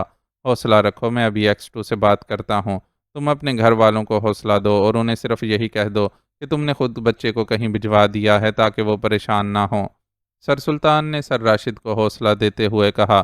ٹھیک ہے، جیسے تم کہو، ویسے یہ فائل میں مر بھی جاؤں تب بھی میں مجرموں کے حوالے نہیں کر سکتا، لیکن یہ بھی سن لو کہ اگر میرا بچہ زندہ نہ رہا تو میں بھی خودکشی کر لوں گا، یہ میرا فیصلہ ہے، سر راشد نے کہا۔ حوصلہ رکھو سر راشد، عاقل کو کچھ نہیں ہوگا، حوصلہ رکھو، مجھ پر اعتماد کرو، عاقل میرا بچہ ہے، سر سلطان نے اٹھ کر سر راشد کو حوصلہ دیتے ہوئے کہا اور پھر تیز تیز قدم اٹھاتے کمرے سے باہر نکلتے چلے گئے۔ وہ اب جلد از جلد ایکس 2 سے بات کر کے عاقل کی برآمدگی کرانا چاہتے تھے کیونکہ انہیں بھی محسوس ہو رہا تھا کہ بچے کی زندگی واقعی خطرے میں ہے۔ عمران صوفے پر اکڑوں بیٹھا ایک موٹی سی کتاب میز پر کھولے اسے پڑھنے میں مصروف تھا۔ آج کل چونکہ وہ بالکل فارغ تھا اس لیے سارا دن فلیٹ میں ہی رہتا تھا، البتہ شام کو کہیں تفریح کے لیے نکل جاتا تھا اور فلیٹ میں بس مطالعہ ہی چلتا رہتا تھا۔ جب وہ بیٹھے بیٹھے تھک جاتا تو صوفے پر اکڑوں ہو کر بیٹھ جاتا، کبھی لیٹ کر بھی پڑھنے لگتا۔ البتہ سلیمان کی جان آج کل عذاب میں آئی ہوئی تھی، اسے ہر 10 منٹ بعد عمران کو چائے پلانی پڑتی تھی کیونکہ عمران فارغ ہو تو بس چائے پینے پر ہی زور رہتا تھا۔ سلیمان، ارے بھائی سلیمان، عمران نے اچانک یوں چیختے ہوئے کہا جیسے اس کے سر پر کمرے کی چھت گر پڑی ہو۔ بھائی سلیمان مر گیا ہے، نہیں آ سکتا، دور سے سلیمان کی جھلائی ہوئی آواز سنائی دی۔ بھائی سلیمان مر گیا ہے، چلو اسی خوشی میں ایک چائے پلوا دو، باورچی خانے کے خرچے سے تو نجات ملی، اب اللہ میاں کو بھی پتہ چلے گا کہ بھائی سلیمان جب باورچی ہو تو خرچے کا کیا عالم ہوتا ہے۔ عمران نے مسرت بھرے لہجے میں جواب دیا۔ ظاہر ہے لہجہ بلند ہی تھا، شرم نہیں آتی، ادھر بھائی بھی کہہ رہے ہو اور اس کے مرنے کی خوشی بھی منا رہے ہو۔ دوسرے لمحے سلیمان دروازے میں نمودار ہوا، اس کی آنکھیں چڑی ہوئی تھیں، البتہ ہاتھ میں چائے کی پیالی موجود تھی۔ میرا بھائی، ارے خدا سے ڈرو، میرا تو کوئی بھائی نہیں، میں تو اکلوتا ہوں، میں تو سمجھا تھا کہ سلیمان کا بھائی مر گیا ہے اور سلیمان بھائی ہوتے ہی مرنے کے لیے ہیں، جو بھی آدمی مرتا ہے وہ کسی نہ کسی کا بھائی تو ہوتا ہی ہے۔ عمران نے بڑے فلسفیانہ انداز میں جواب دیتے ہوئے کہا۔ دیکھیں صاحب، اگر اللہ تعالیٰ نے آپ کی شکل اچھی نہیں بنائی تو کم از کم گفتگو تو اچھی کیا کریں، سلیمان نے چائے کی پیالی میز پر رکھتے ہوئے برا سا منہ بنا کر کہا۔ اچھا، آج مجھے پتہ چلا کہ تم اچھی گفتگو کیوں کرتے ہو، لیکن سلیمان پیارے، لڑکیاں اچھی شکل دیکھتی ہیں، زبان ان کے اپنے پاس بڑی تیز ہوتی ہے، اس لیے صبر کرو، اللہ تعالیٰ کی بنائی ہوئی شکل کو اب میں تو اچھا نہیں کر سکتا۔ عمران نے چائے کی پیالی اٹھاتے ہوئے مسکرا کر کہا۔ میں اپنی شکل کی بات نہیں کر رہا، آپ کی شکل کی بات کر رہا ہوں، سلیمان نے بڑبڑاتے ہوئے کہا اور واپس مڑنے لگا۔ سلیمان، کیا بات ہے؟ آج کل چیزیں سستی ہو گئی ہیں کیا؟ عمران نے اچانک پوچھا۔ خاک سستی ہو گئی ہیں، آسمان پر پہنچ چکی ہیں قیمتیں، سلیمان نے جھلائے ہوئے لہجے میں کہا۔ یہ تو اچھا ہوا، قیمتیں آسمان پر پہنچ چکی ہیں، چیزیں تو یہی ہیں نا، بغیر قیمت کے ہی مل جائیں گی، عمران نے خوش ہوتے ہوئے کہا۔ جی ہاں، ضرور مل جائیں گی، جیسے آپ کو یہاں بیٹھے بٹھائے ہر 10 منٹ بعد مفت میں چائے مل جاتی ہے، آپ سمجھتے ہیں ہر چیز یوں ہی مفت ملتی ہے؟ یہ تو میرا دم ہے کہ بس گزارا گھسیٹ رہا ہوں، سلیمان نے جواب دیا۔ خواہ گزارے کو گھسیٹ کر اسے تکلیف دے رہے ہو، کندھے پر اٹھا لو نا۔ اور ہاں، میرے کوٹ کی جیب آج کل بھاری ہو رہی ہے، لیکن اب مسئلہ یہ ہے کہ میری تو شکل ہی اچھی نہیں ہے، عمران نے کہا۔ آپ کی؟ کمال ہے، آپ کی شکل تو بہت ہی اچھی ہے، کون کہتا ہے؟ آپ تو پریزاد ہیں، پریزاد، سلیمان نے بھاری جیب کا نام سنتے ہی لہجہ بدلتے ہوئے کہا، اور پھر وہ تیزی سے ڈریسنگ روم میں گھستا چلا گیا اور عمران مسکراتا ہوا دوبارہ کتاب کی طرف متوجہ ہو گیا۔ چند لمحوں بعد جب وہ واپس آیا تو اس کے ہاتھوں میں نوٹوں کی بڑی گڈی تھی اور چہرہ کھلا پڑ رہا تھا۔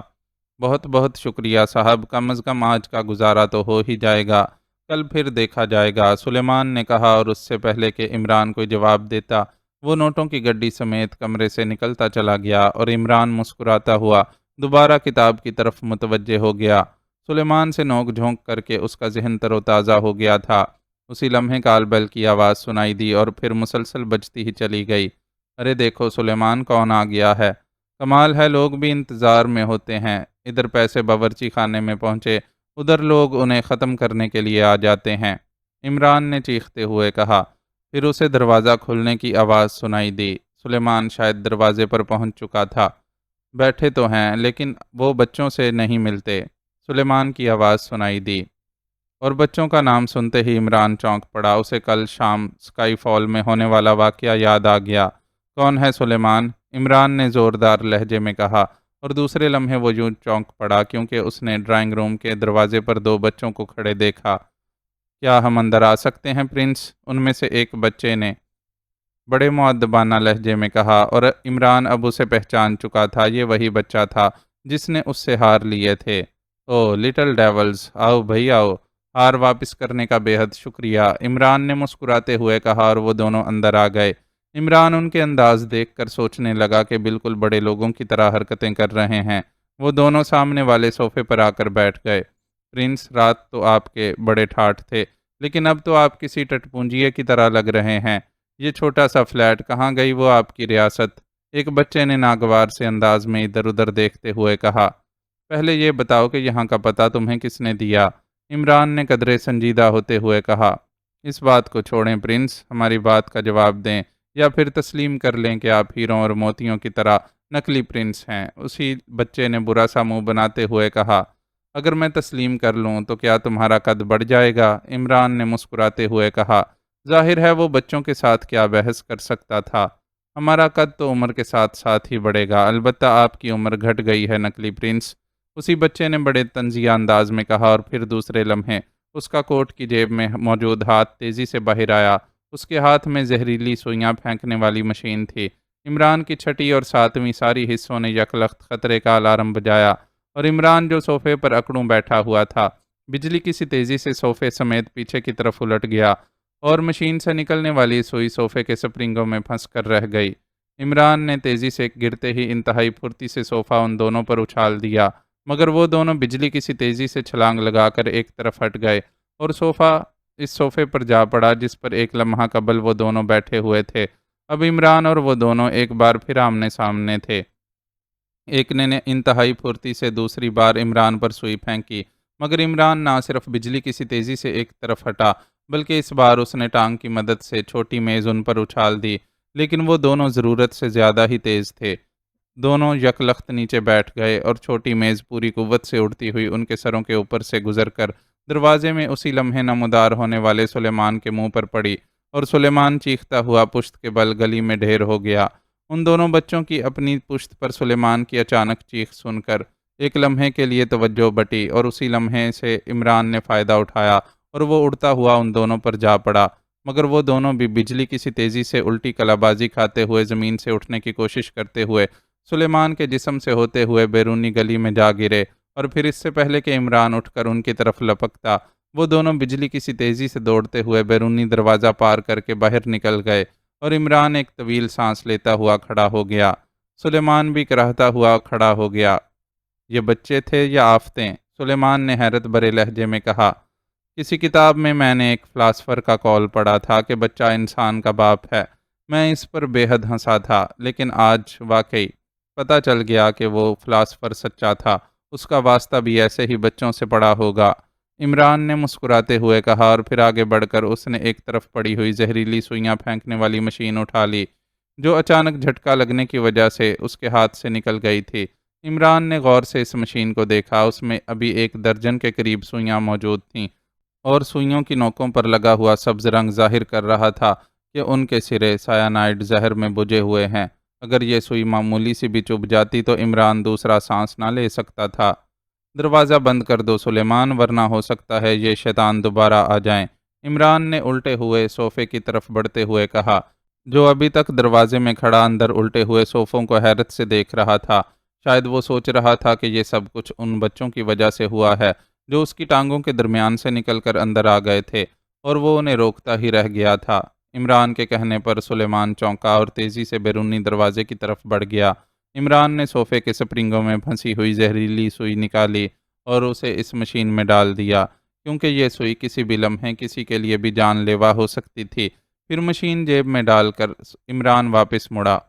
سلیمان، میں دانش منزل جا رہا ہوں، تم ان بچوں سے محتاط رہنا، عمران نے بڑے سنجیدہ لہجے میں سلیمان سے مخاطب ہو کر کہا، اور خود تیزی سے پچھلے دروازے کی طرف بڑھ گیا۔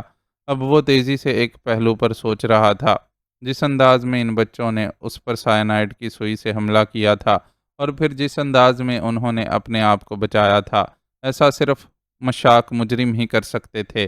اس لیے وہ اب انہیں صرف بچے سمجھنے کے لیے تیار نہ تھا۔ اس کی چھٹی حس کہہ رہی تھی کہ کوئی خطرناک کیس شروع ہونے والا ہے۔ خفیہ راستے سے نکلنے کے بعد اس نے پچھلی طرف موجود مخصوص کار گیراج سے نکالی اور دانش منزل کی طرف بڑھتا چلا گیا۔ تھوڑی دیر بعد وہ آپریشن روم میں داخل ہو رہا تھا۔ آج دانش منزل کی یاد آ گئی عمران صاحب، بلیک زیرو نے اس کے استقبال کے لیے کھڑے ہوتے ہوئے کہا، کیونکہ عمران جب سے کیس سے فارغ ہوا تھا اس نے دانش منزل کا رخ نہیں کیا تھا۔ یار، جب دانش ختم ہو جائے تو پھر دانش منزل آنا ہی پڑتا ہے۔ ری چارجنگ کے لیے، عمران نے کرسی پر بیٹھتے ہوئے جواب دیا، اور بلیک زیرو بے اختیار ہنس پڑا۔ ضرور ضرور جناب، یہاں کی دانش آپ کے لیے حاضر ہے، بلیک زیرو نے ہنستے ہوئے کہا۔ کہاں حاضر ہے؟ تم نے ساری دانش سمیٹ لی ہے اور اوور چارج ہو کر زیرو ہو چکے ہو، عمران نے بڑے مایوسانہ انداز میں سر ہلاتے ہوئے کہا، اور بلیک زیرو اس دلچسپ مذاق پر بے اختیار ہنس پڑا۔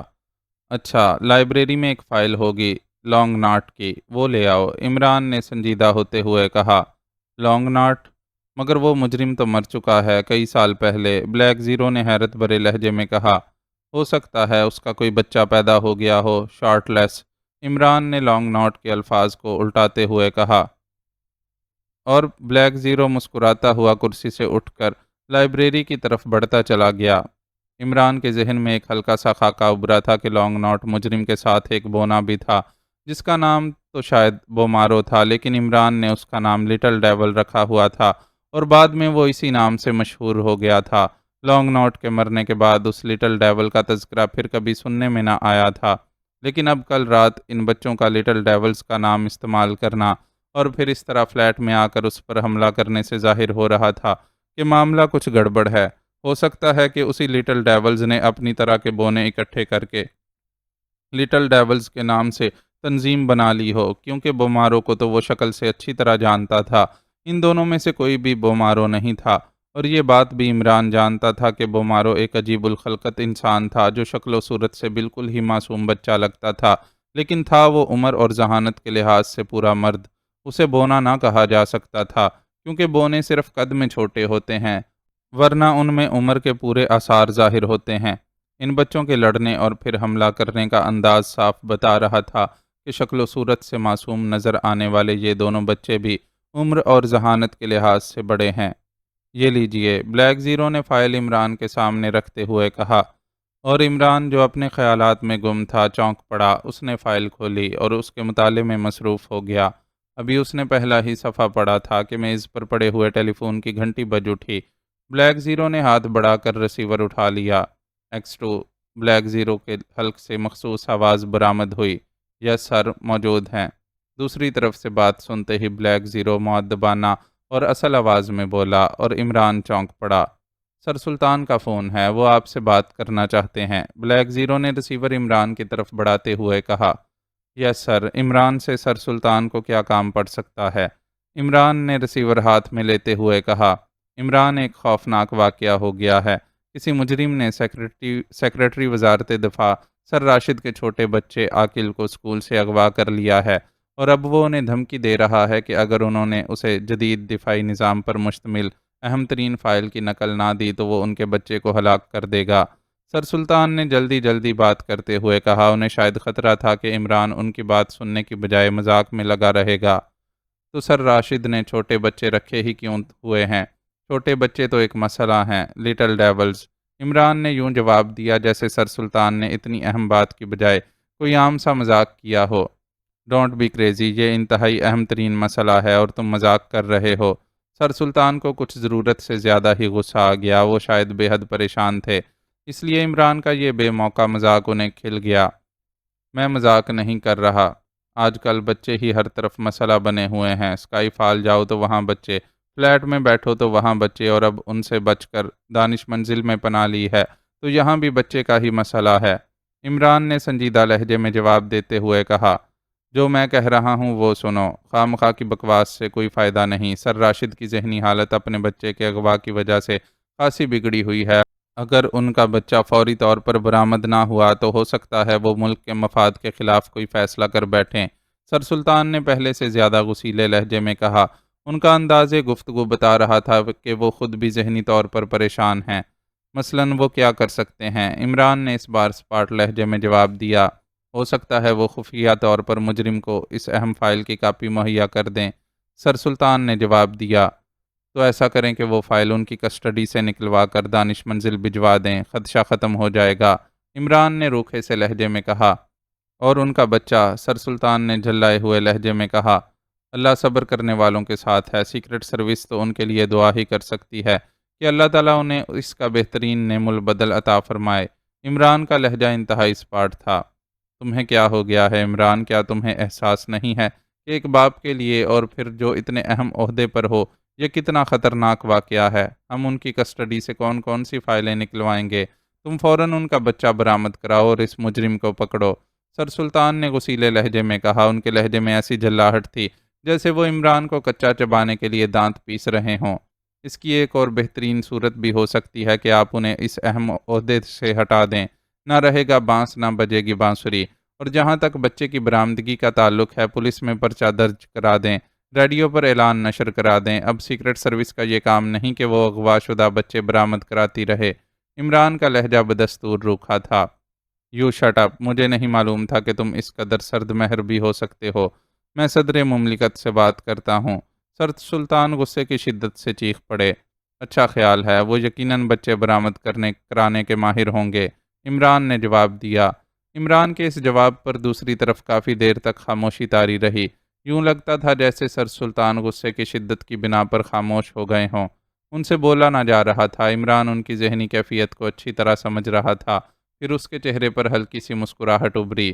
ہیلو سر سلطان، سیکریٹری وزارت خارجہ، کیا میں ریسیور رکھ دوں یا یوں ہی تھامے بیٹھا رہوں؟ میرے لیے کیا حکم ہے؟ عمران نے طنزیہ انداز میں کہا۔ میں سوچ بھی نہیں سکتا تھا کہ سر سلطان نے گھٹے گھٹے لہجے میں کہا اور آدھا فکرہ کہہ کر ایک بار پھر خاموش ہو گئے۔ ارے آپ تو ضرورت سے زیادہ ہی ناراض ہو گئے ہیں۔ اچھا بتائیے، کس نے اغوا کیا ہے؟ مجرم نے کیسے پیغام بھیجا ہے؟ اس بار عمران نے ہنستے ہوئے کہا، لیکن دوسری طرف بدستور خاموشی طاری تھی۔ جناب سر سلطان صاحب، اب غصہ تھوک دیجئے۔ دراصل میں بھی آپ کے فون آنے سے تھوڑی دیر پہلے 2 بچوں کے ہاتھوں مرتے مرتے بچا ہوں، اس لیے بچے کا نام سنتے ہی میں الرجک ہو گیا تھا۔ عمران نے انہیں منانے کی کوشش کرتے ہوئے کہا۔ مجرم نے اپنا نام بومارو بتایا ہے، اور اس بار سر سلطان نے قدرے نارمل لہجے میں جواب دیتے ہوئے کہا۔ وہ شاید اپنے غصے پر قابو پا چکے تھے۔ کیا کیا کہا آپ نے؟ بومارو؟ کیا واقعی یہی نام بتایا ہے مجرم نے؟ عمران نے ان کا فکرہ درمیان سے ہی کاٹتے ہوئے کہا۔ وہ بری طرح چونک پڑا۔ ہاں، بومارو ہی بتایا تھا۔ کیا تم اسے جانتے ہو؟ سر سلطان نے عمران کے چونکنے پر حیرت کا اظہار کرتے ہوئے کہا۔ اچھی طرح جانتا ہوں، میرے فلیٹ کے پاس ہی اس کی دکان ہے، عمران نے بڑے سنجیدہ لہجے میں جواب دیا۔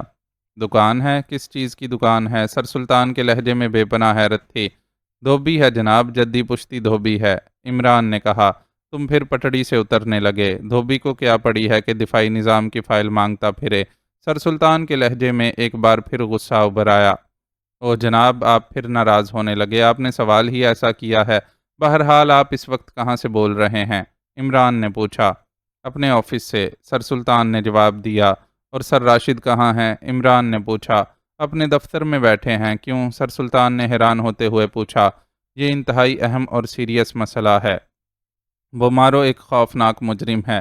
اب یہ کیس سیکرٹ سروس کا بن گیا ہے۔ اگر آپ پہلے ہی مجرم کا نام لے دیتے تو خواہ مخواہ آپ کو اپنا خون نہ جلانا پڑتا، عمران نے جواب دیا۔ مجھے تو پہلے سے ہی اندازہ تھا، عام مجرم بچے اغوا کر کے زیادہ سے زیادہ رقم طلب کرتے ہیں، دفاعی نظام کی فائلیں طلب نہیں کیا کرتے، لیکن تمہارے دماغ میں بات ہی نہیں پڑ رہی تھی، سر سلطان نے کہا۔ او ویری سوری، دراصل دانش منزل میں بیٹھ کر دانش غائب ہو جاتی ہے۔ بہرحال میں خود وہیں آ رہا ہوں، آپ سر راشد کو وہیں روکیں۔ گڈ بائے، عمران نے کہا اور ریسیور کریڈل پر ڈال دیا۔ لو بھائی بلیک زیرو، ہوشیار ہو جاؤ، اس بار بچہ پارٹی سے واسطہ پڑ گیا ہے، عمران نے ریسیور رکھ کر کرسی سے اٹھتے ہوئے کہا۔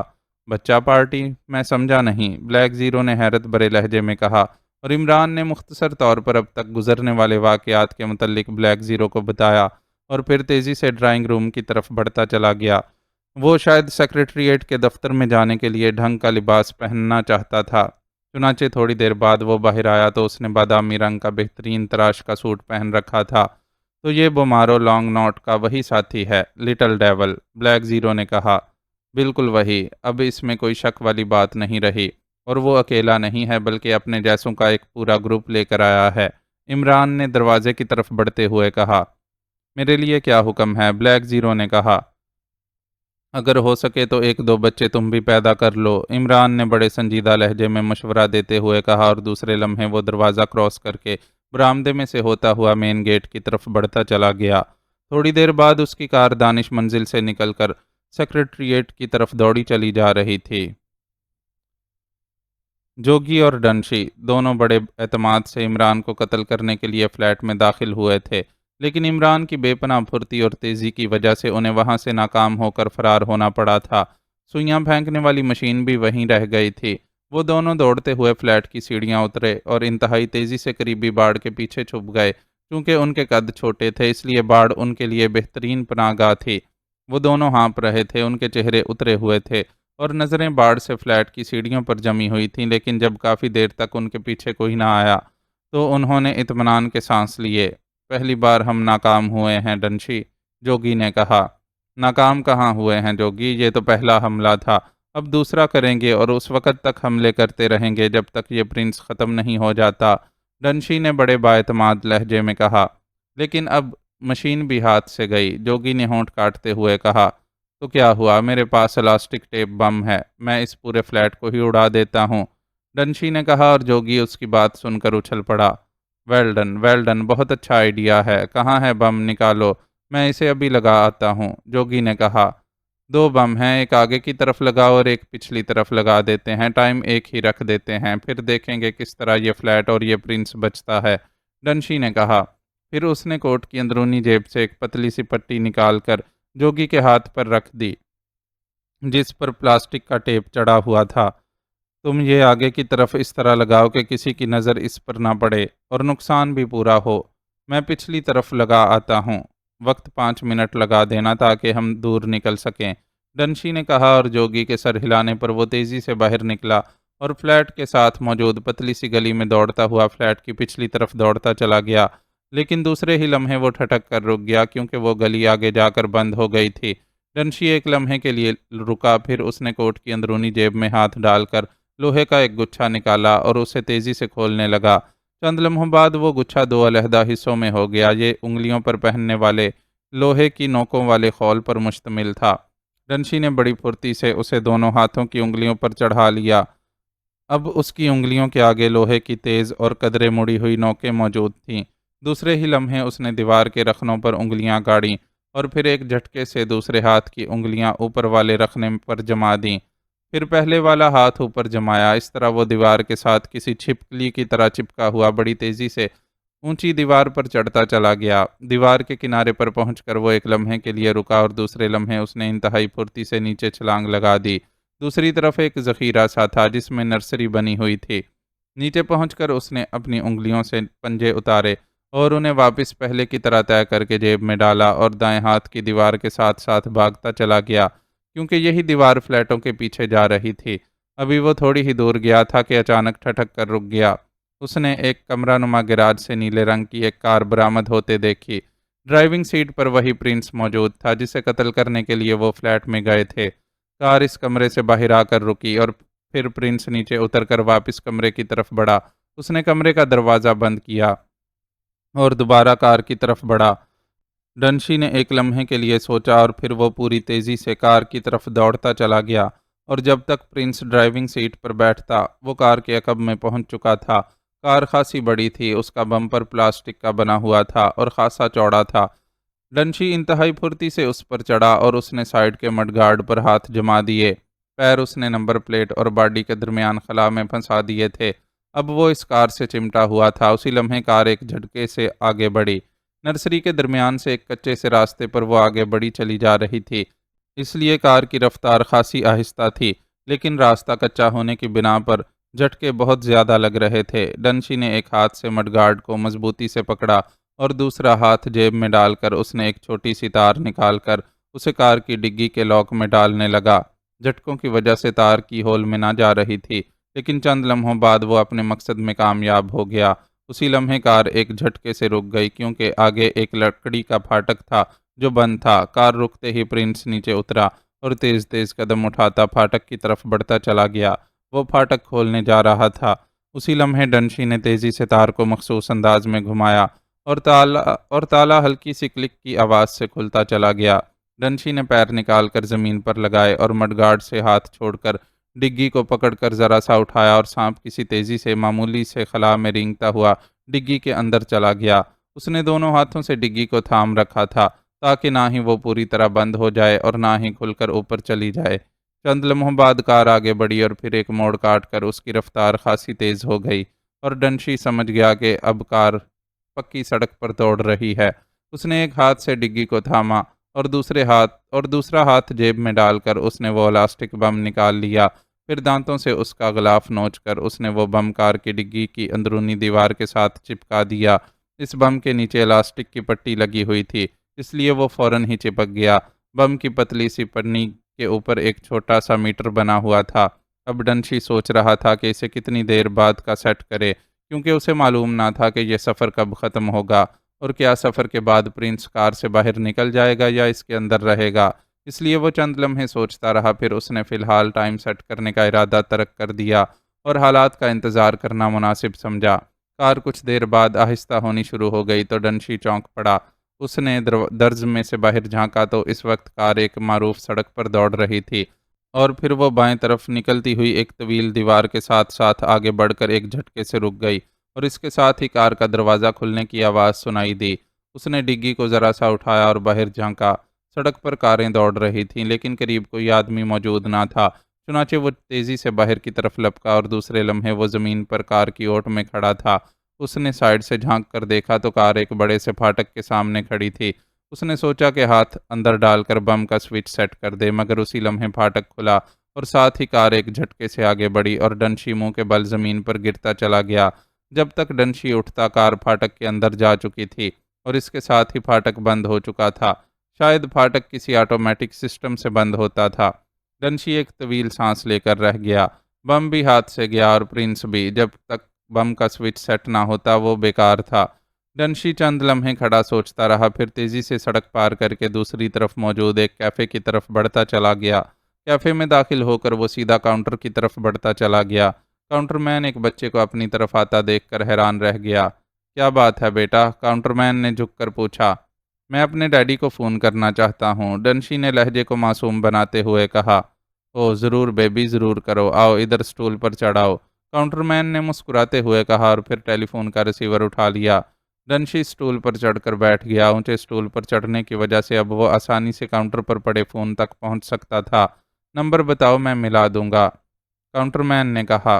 33441, डंशी ने पलकें झपकाते हुए कहा और काउंटरमैन ने तेज़ी से नंबर घुमाने शुरू कर दिए। 33441, राब्ता कायम होते ही काउंटरमैन ने कहा और फिर दूसरी तरफ से शायद यस का लफ्ज़ सुनते ही उसने रिसीवर डंशी की तरफ बढ़ा दिया और ख़ुद उसी लम्हे काउंटर पर पहुंचने वाले ग्राहक की तरफ मुतवज्जे हो गया। हेलो, मैं डंशी बोल रहा हूँ, डंशी ने दबे दबे दबे लहजे में कहा। यस, 01 बोल रहा हूँ, दूसरी तरफ से एक भारी आवाज़ सुनाई दी। 01, तुम फ़ौरन कार लेकर कैफ़े काश्मीर के सामने पहुंच जाओ, जल्दी, और माँ अपने सामान के आना, डंशी ने दबे लहजे में कहा। ओह अच्छा, ठीक है, मैं समझ गया, दूसरी तरफ से मुअद्दबाना लहजे में कहा गया और इसके साथ ही राब्ता ख़त्म हो गया। डंशी ने भी एक तवील सांस लेते हुए रिसीवर रख दिया। थैंक यू सर, डंशी ने मुस्कुराते हुए काउंटरमैन से कहा और जेब से एक नोट निकालकर काउंटरमैन की तरफ बढ़ा दिया। ओह नहीं, हम तुम जैसे मासूम और प्यारे बच्चों से पेमेंट नहीं लिया करते।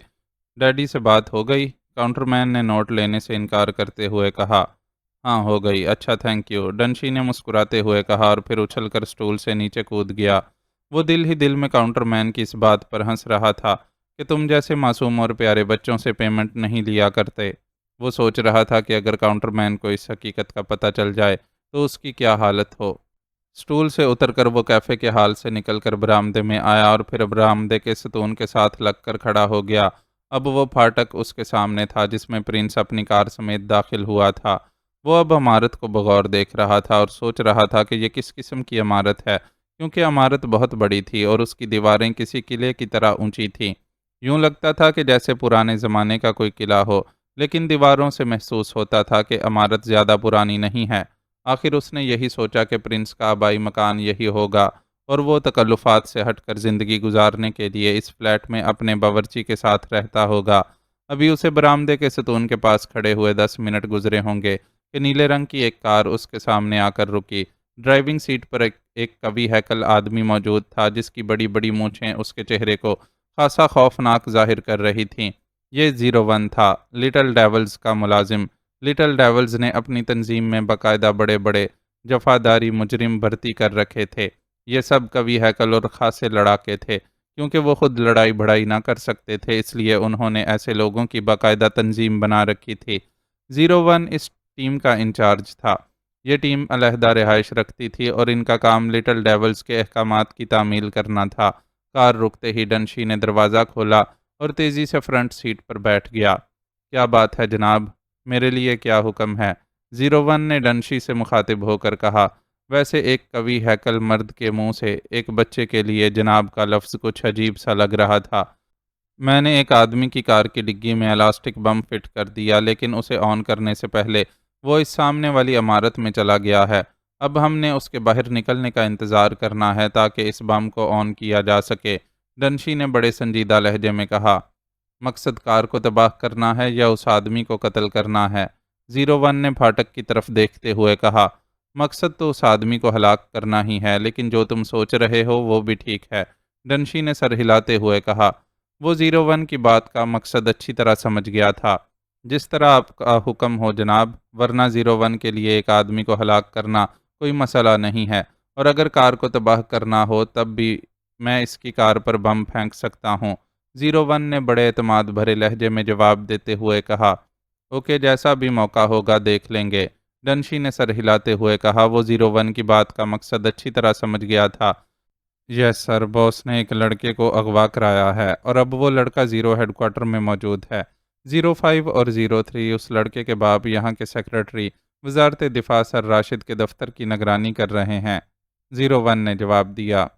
ओह, इसका मतलब है कि बॉस ने अपना मिशन शुरू कर दिया है, डंशी ने कहा, और फिर इससे पहले कि मजीद कोई बातचीत होती, सामने वाली इमारत का फाटक खुलता नजर आया और डंशी के साथ साथ 01 भी चौंक पड़ा। दूसरे लम्हे वही कार उसमें से बरामद हुई जिसकी डिग्गी में डंशी ने इलास्टिक बम फिट कर दिया था। यही कार है, डंशी ने कार को देखते ही तेज लहजे में कहा और 01 ने सर हिला दिया। अरे! लेकिन ड्राइविंग सीट पर तो कोई और है। डंशी ने कार के टर्न लेते ही ड्राइवर को देखते हुए कहा, क्या मतलब? क्या ये हमारा मतलूबा आदमी नहीं है? 01 ने कार को एक झटके से आगे बढ़ाते हुए कहा, नहीं, नहीं वही है। लिबास बदला हुआ है, जिसकी वजह से धोखा हुआ था। बिल्कुल वही प्रिंस है, डंशी ने पुरजोश लहजे में कहा। अब क्या हुक्म है? 01 ने अपनी कार उस आदमी की कार के ताक़ुब में लगाते हुए कहा, इस आदमी को मरना चाहिए जिस तरह भी हो, यकीनी मौत। डंशी ने जवाब दिया, ओके, ज़रा इसकी कार को किसी सुनसान रास्ते पर पहुंचने दीजिए। 01 ने सर हिलाते हुए कहा और फिर उसने हाथ अपनी सीट के नीचे बढ़ाते हुए एक बटन सा दबाया तो उसकी सीट के नीचे का हिस्सा किसी खाने की तरह खुलता चला गया। दूसरे लम्हे उसका हाथ ऊपर आया तो उसके हाथ में एक खासी ताकतवर रेंज वाली मशीन गन मौजूद थी। उसने मशीन गन अपनी गोद में रख ली और एक बार फिर हाथ नीचे किया। इस बार उसका हाथ बाहर आया तो उसके हाथ में एक बम मौजूद था। उसने बम को कार के डैशबोर्ड के खाने में रख दिया और बटन दबाकर सीट का खाना बंद कर दिया। कार एक दूसरी के पीछे दौड़ती हुई आगे बढ़ी चली जा रही थी।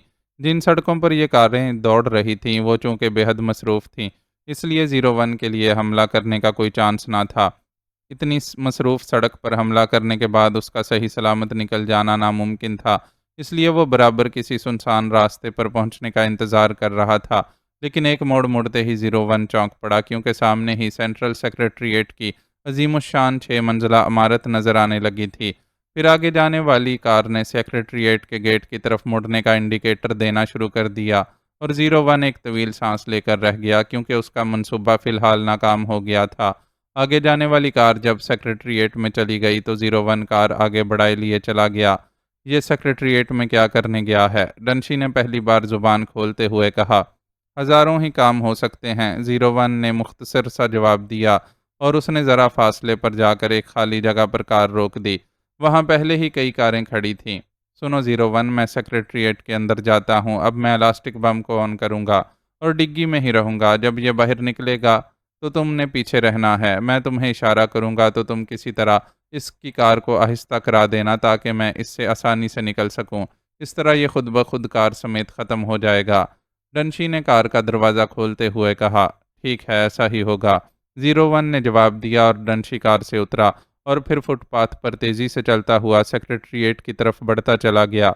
उसे मालूम था कि बच्चा समझकर उसे कोई ना रोकेगा और वो आसानी से पार्किंग में खड़ी प्रिंस की कार के अंदर पहुंच जाएगा। मुअज़्ज़ज़ नाज़रीन व सामाईन, लाइक, कमेंट्स और शेयर ज़रूर करें। शुक्रिया।